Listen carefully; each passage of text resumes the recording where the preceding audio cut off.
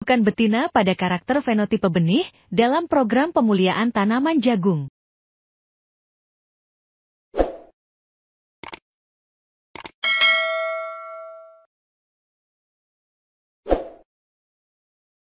Saat ini, di Indonesia maupun beberapa negara lainnya tanaman jagung dijadikan sebagai sumber karbohidrat atau bahan pangan utama. Jagung merupakan komoditas nasional yang strategis, mengingat selain digunakan sebagai bahan-bahan pangan juga digunakan sebagai bahan baku pakan ternak dan produk industri. Misalnya, diambil minyaknya, digunakan sebagai tepung maizena, dan dapat direkayasa genetika sebagai bahan baku farmasi, kimia, dan bahan bakar. Kebutuhan jagung di Indonesia diperoleh dari produksi sendiri dan impor.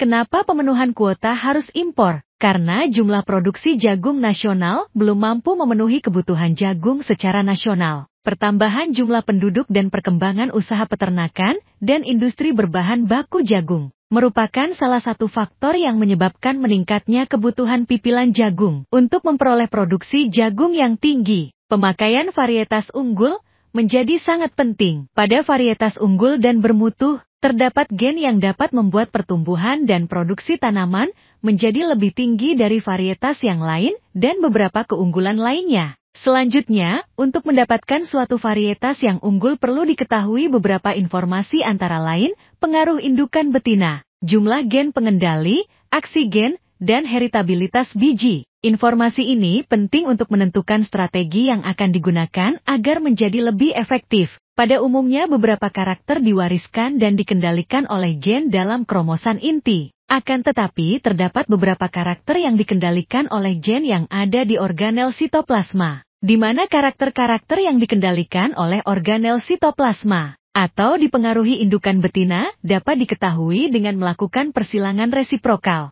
Apabila terdapat pewarisan sitoplasmik atau pengaruh indukan betina, maka keturunan persilangan resiproknya masing-masing akan berbeda dan hanya menunjukkan ciri indukan betina. Sehingga, pewarisan sifat pada tanaman perlu diketahui untuk mengetahui karakter unggul yang dikendalikan oleh genotipe indukan yang akan digunakan sebagai indukan dalam persilangan, yang menunjukkan bahwa genotipe dengan karakter unggul dapat digunakan sebagai tetua persilangan, sehingga dapat terekspresikan melalui keturunannya. Karakter yang secara umum bisa diturunkan oleh indukan betina diantaranya adalah A. Potensi hasil tinggi, B. Daya adaptasi lebih baik terhadap cekaman biotik dan abiotik, C. Umur genjah, D. Kandungan dan kualitas gizi yang lebih baik, E. Dan beberapa sifat estetika. Selanjutnya, dari pengamatan hasil persilangan, yaitu berupa fenotipe, performans tanaman yang dibagi menjadi dua, yaitu sifat kualitatif dan kuantitatif, di mana sifat kualitatif merupakan karakter pada tanaman dengan pengamatan secara visual, seperti warna bunga, daun dan bentuk biji, sedangkan sifat kuantitatif merupakan karakter pada tanaman yang pengamatannya memerlukan pengukuran, misalnya tingkat produksi, jumlah anakan, tinggi tanaman, jumlah tongkol per tanaman, jumlah baris per tongkol, jumlah biji per baris per tongkol, dan hal lainnya. Adapun perbedaan antara sifat kualitatif dan kuantitatif secara keseluruhan adalah sebagai berikut. 1. Kriteria.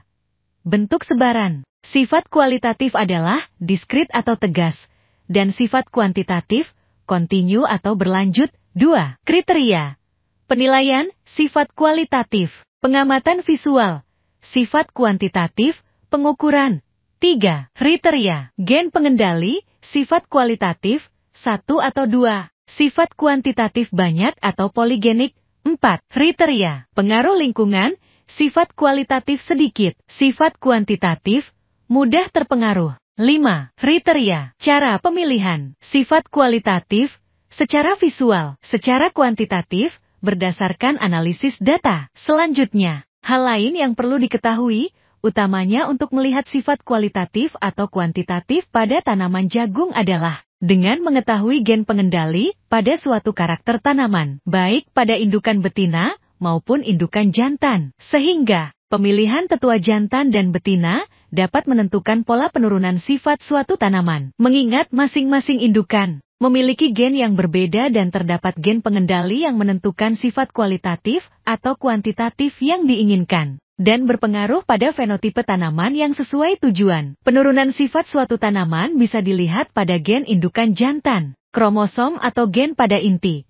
Mengingat gen yang terletak di inti, memegang peranan utama dalam penurunan sifat genetik suatu tanaman. Indukan betina mampu mengendalikan penurunan sifat suatu tanaman melalui gen di luar inti. Penurunan di luar inti ini dikenal sebagai penurunan sitoplasmik atau pengaruh induikan betina sebagai efek maternal. Secara umum, penurunan sitoplasmik ini tidak mengikuti pola Mendel. Hal ini dikarenakan volume gamet betina lebih besar daripada volume gamet jantan. Dan pada umumnya gen pada gamet betina banyak terdapat pada sitoplasma, mitokondria, dan plastida. Sejatinya, terdapat beberapa kriteria yang dapat digunakan untuk membedakan penurunan sifat keturunan antara gen di dalam kromosom. Dalam ini dengan gen di luar inti, sebagai penurunan sifat sitoplasmik, adalah sebagai berikut. A. Indukan betina memberikan sumbangan gen lebih besar kepada keturunannya, fenotipe, daripada tetua jantan. Sehingga sifat keturunannya akan memiliki sifat dominan yang dari indukan betina. B. Persilangan resiproknya menghasilkan keturunan yang berlainan. Biasanya dalam persilangan tunggal, single cross, akan tetapi, apabila gen-gen terdapat di dalam autosom hasil persilangan resiproknya, maka penurunan akan sama atau tidak berlainan. C. Indukan betina, galur murni, yang homozigot, akan mendominasi tampilan, fenotipe dalam penurunan sifat, terutama yang berhubungan dengan potensi hasil, daya adaptasi terhadap lingkungan, umur tanaman, kandungan dan kualitas biji, warna dan tampilan tongkol dan biji. D. Indukan betina, galur murni yang homozigot, memiliki karakter dominan, sehingga bisa